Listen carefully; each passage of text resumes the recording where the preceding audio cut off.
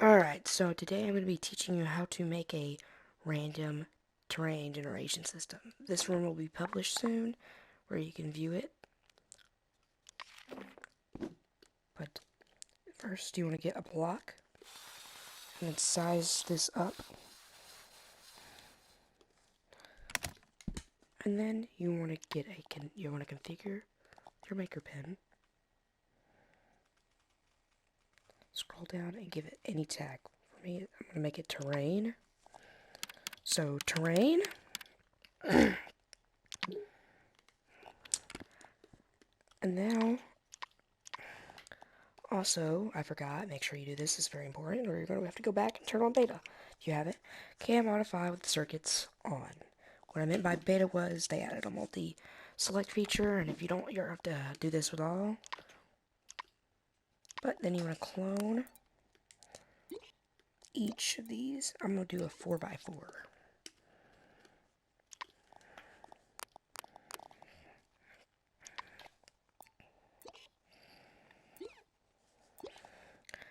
Now that we got a 4x4 done, let's make the circuits. First, we're going to get a rec room, rec room object, get all with tag. We're going to set this string to be terrain, so terrain.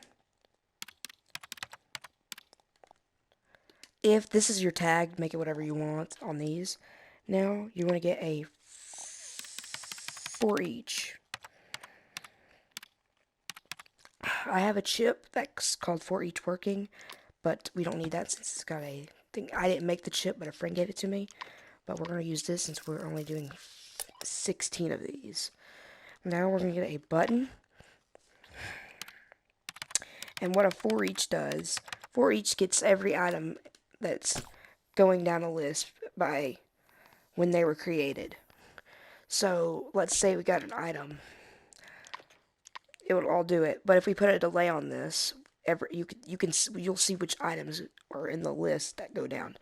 The looping is when the item goes down the list. So it's going to loop each item when it goes down the list. So basically, it's going from the top to the bottom of the list when it means loop. Now we're going to get a set position.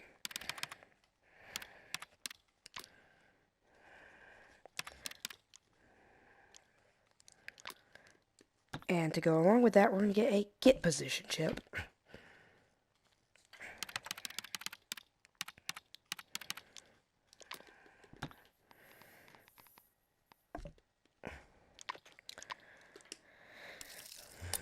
Now, starts with our math. I'm going to move this over. We can have more space.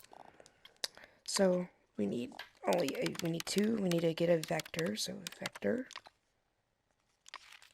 We need to get a vector create. That I accidentally just skipped that, but let's do this in order. Vector create and vector split. Vector split and vector create. Now wire this to this, and this. I was about to say that's it, but that would be so wrong. Then we're going to get a noise. / Perlin noise. Samples a 3D Perlin noise field and returns a value usually bounded in 0, 1. It's a scalar. Now, we're going to wire this up to the get position. Wire, please. Thank you. Now we're going to wire our X and Z values up to keep them in same order. Keep them in the same area they're in. Because if they're not, it's going to be weird. I'll show you with each value. Now we're going to get a add.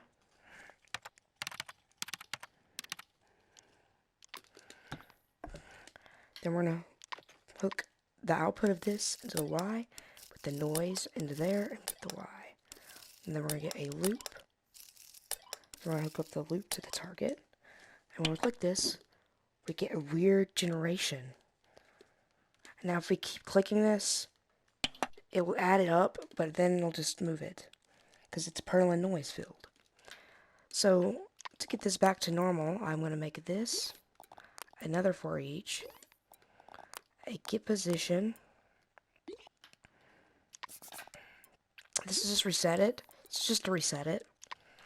Now wire this up to the items, player, get position. Now let me get another vector.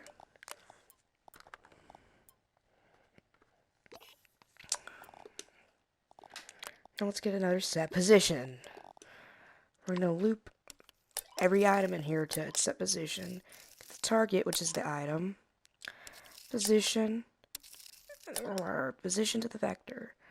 We're set our x, we're going to keep our x and y, x and z values the same, but set our things back to 0. So it should go under here, but to fix that, set your y to a certain value. So I'm going to make the my y 4, and there we go. No, hold up. I'm going to do 2. 2 is going to be a good amount. 2. Now, if we do it again, we'll have a weird value. If we do it again, we'll have that same value. Every time we click it, we'll have the same value. But that's different in every case, because we are on the same axis. We're in the same area that is it. We're in the same area for each same area. So if I move this, basically this is like a Minecraft chunk. If I move this 1, 2, 3, something, yeah, somewhere, this will pop. Let me see. Am I right? Yeah, it will be different based on where it's at. But if we want to change that, let's add one thing that we can change. We're also going to add another input. And let's get random float. Now let's make this between 0 and 1. Because purling noise is the only thing between 0 and 1. Let's wire the loop to this, and then wire it back to that. Set our value to this. So if we click it, we'll get a random purling noise each time.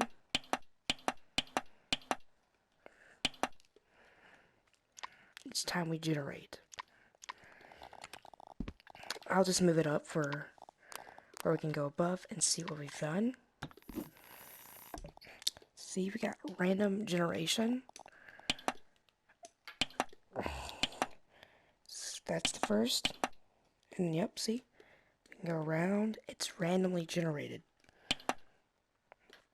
And you might be wondering, what happens when we add more chunks? / blocks? Dang, my thing. Hold up. Have to grab a charger.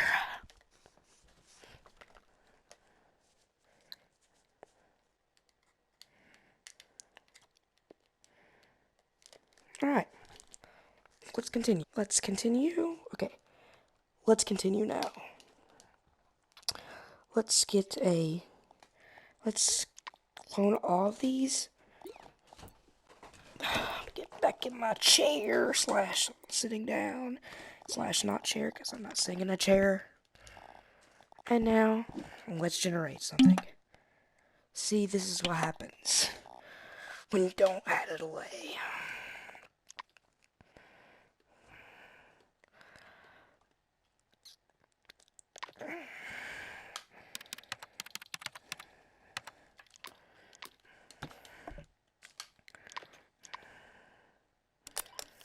We're going to run this and then loop it, and on done, we're going to cancel it.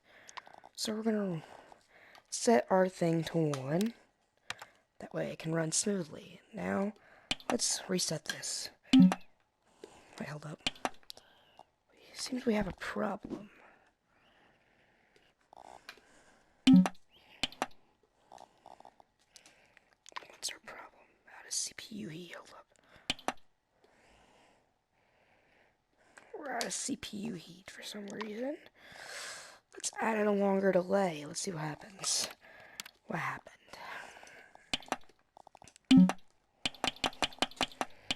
Steam does not want to really... Oh, crap. Well, this is when that special chip comes in when you have multiple items. My friend gave me this chip, so I'm not sure what will happen. So, for each This is what happens when you need to make a for each. So here's the circuits for this. We're gonna add.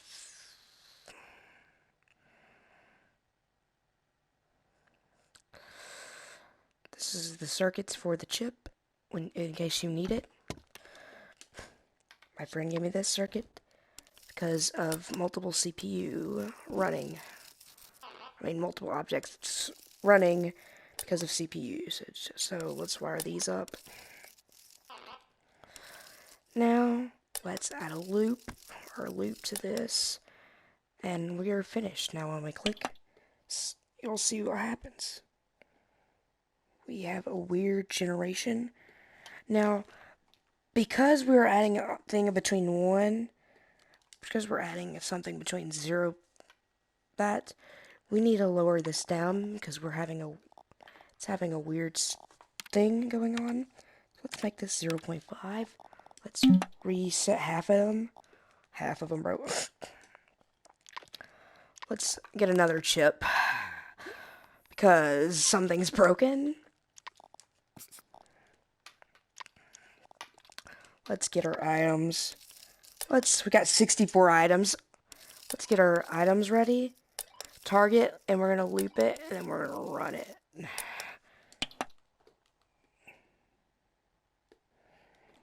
See, now it works. Now, if we click it, our generation's kind of lowered, and it's actually kind of fit for what we're doing. Now, if we make it even lower, like 0.2,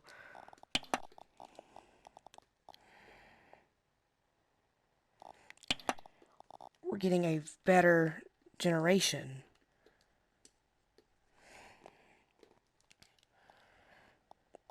Now, if we click reset on this, and we make our values lower, it's like 0.1. It's probably best to do this for the best generation amount.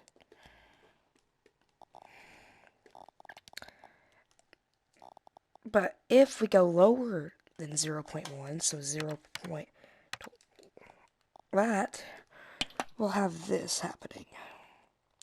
Well, I don't know what's going to happen, but we'll have probably a smoother generation. But we probably can't go lower than 1, that is. So if I put in more zeros,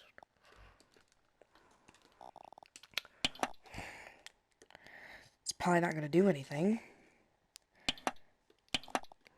Dang, hold up. Let me fix that.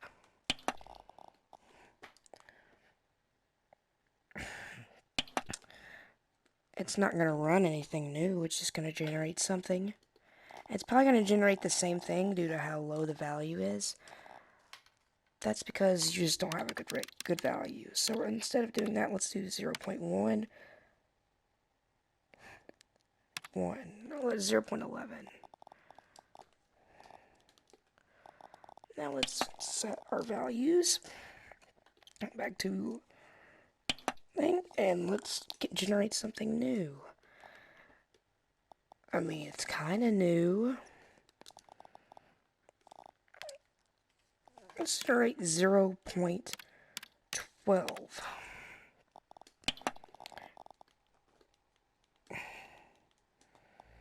See, we got something new.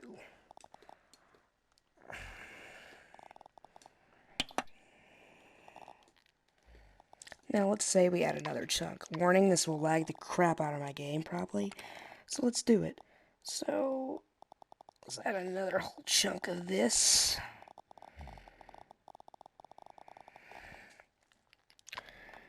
So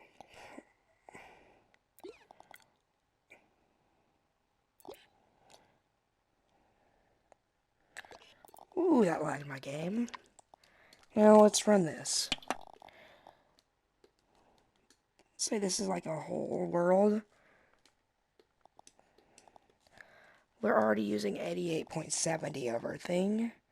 To how many things are in here? We'll do to how many environmental things are in here.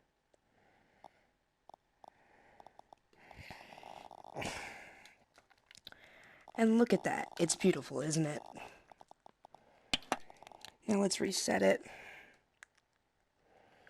Now we got 88.70. Rec Room really needs to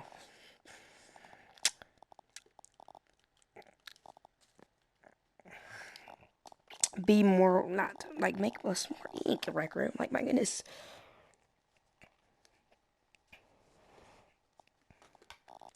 Now, obviously, I can't add no more because there's so much of these objects. But, you know, when you're making a multiple big world, you're going to have to make sizes up to player size. When you leave the chunk, or when you, like, get to a certain part of the chunk, so you get to this part of the chunk, like, 1/4 of the chunk, let's make this, like, let's say that, I don't know how this is going to work, but let's say we divide the chunk into 4. Here's the middle of the chunk. Basically, if we get to 1/4 of this chunk back here will go in front of these 3 chunks. Actually, no, some of these blocks from the back will go into this. So we're getting a radius. But we're cutting, once we get out of this radius, once these blocks get out of the radius, they add in front of us. Basically going in direction. That's how Minecraft generates it. But we're going to save it into a variable, each one of these. So when we regenerate a new world, we're getting...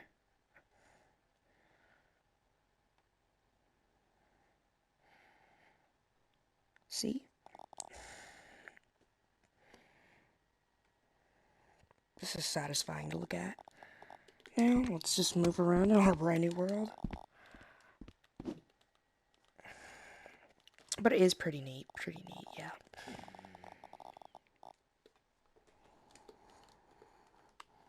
Now, this is what you would see as like a Perlin noise graph. I'll probably link a video about Perlin noise in the description.